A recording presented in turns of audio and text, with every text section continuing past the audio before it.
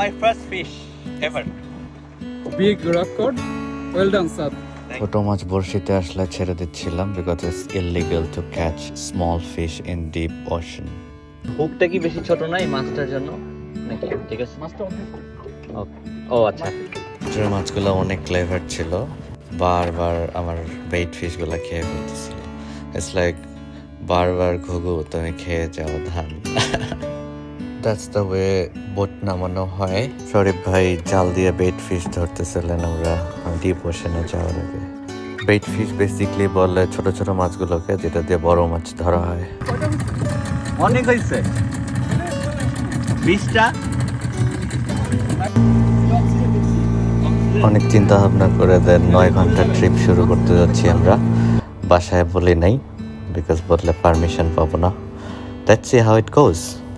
শরীফ ভাই বড়শিগুলো সব set up দিচ্ছিল।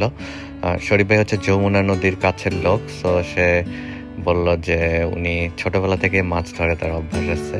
হাসনাত ভাইও মেকাইতে এসে অনেকবার মাছ ধরতে গিয়েছে সমুদ্রে। আমি নিজে অবশ্য সাঁতার পারি না, বাট দেন এগেইন লাইফ আসলে অ্যাডভেঞ্চার না থাকলে অনেক মিনিংলেস লাগে লাইফটা।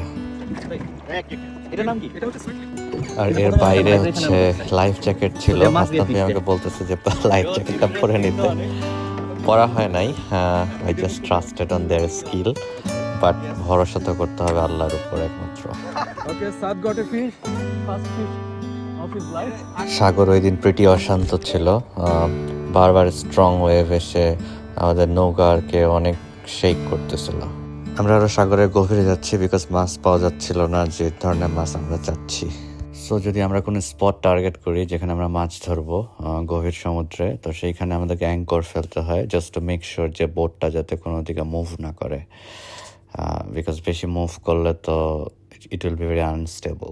ইনশাল্লাহ বললে যে কাজ হয়, এটার চাক্ষুষ প্রমাণ হচ্ছে ওই দিন আমি ইনশাল্লাহ বলে বড়শি ফেলছি, তার 1 মিনিটের মধ্যে মাছ ধরা পড়ছে। ওকে, এটা অনেক স্ট্রং হয়েছে, এবার হোপফুলি পাওয়া যাবে কিছু ইনশাআল্লাহ।